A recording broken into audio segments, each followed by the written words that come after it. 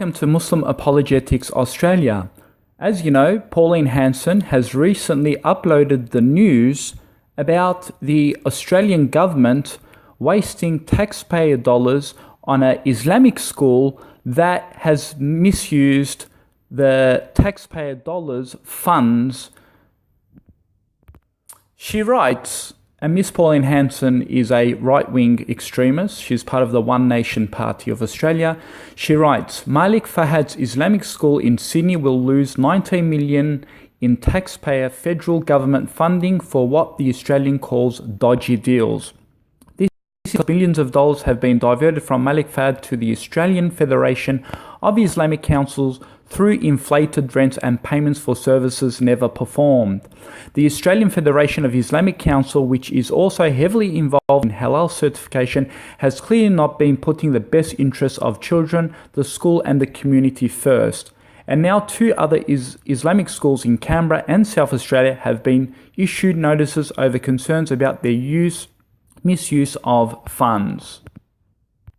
Ms. Hanson then argues, who knows where these millions of taxpayers' dollars meant for education of these children have ended up. She's obviously trying to encourage that it was for terrorist purposes, because this is the lies that they put forward and portray. So it's just an assumption. She puts a question out there so people can now think where they've gone, and obviously they're thinking about terrorism, and there's no evidence of that. But she puts that proposition out there, and you can see her anti-Islamic biased agenda.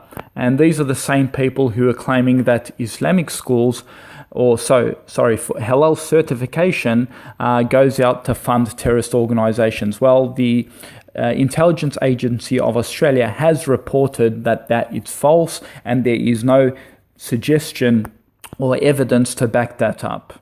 But they go out and assume it anyway.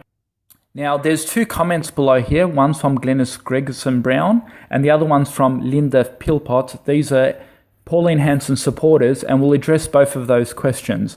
Glenys says $1.5 million per year in rent alone to the Australian Federation of Islamic Council. If they can't support their own students with rent-free, why should my hard-earned taxes pay for it? Enough is enough. Now, interestingly, this double-faced hypocrite doesn't complain when the Australian government wants to spend $50 billion on a submarine upgrade. If the Australian government can't support their own funds, why are they getting you to pay for their taxpayer dollars just to upgrade their submarines? Yet they require your taxpayer dollars. You don't complain there, do you now, Mr. Glenys? And these Islamic schools are actually run on secular education.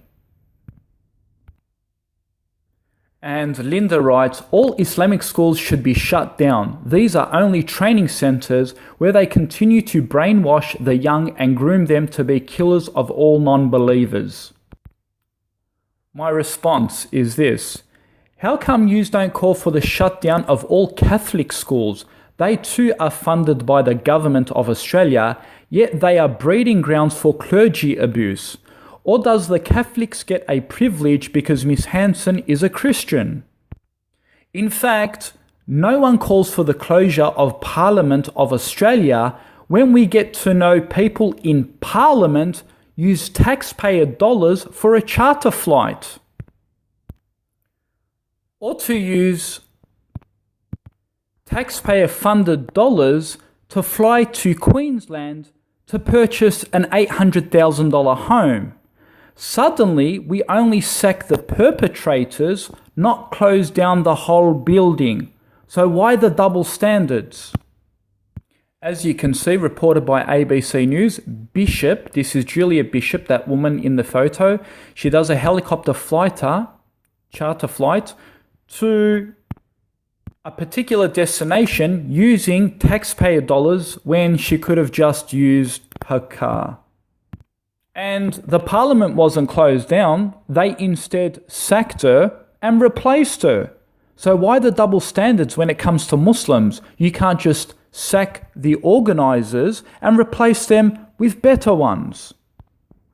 But no, you just want to close the whole school. Shows how Islamophobic you are. with double standards. Here you go, ABC, another news, another PM. Suzanne Lee defends purchase of a $800,000 unit on taxpayer-funded trip to the Gold Coast. Again, no one calls for the Parliament to be closed down because our taxpayer dollars just can't be trusted by the Parliament and by the PM. Instead, we call for their resignation. We don't close the whole building down. So why do we then call for the closing down of a Muslim school instead of asking for their candidates to be replaced just like you replace your dodgy politicians?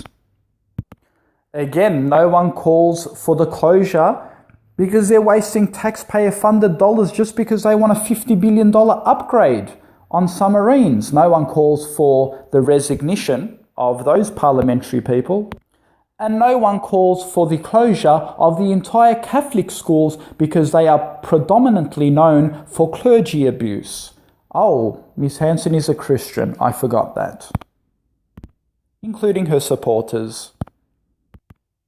Thank you for listening for another episode of Exposing Islamophobia in Australia.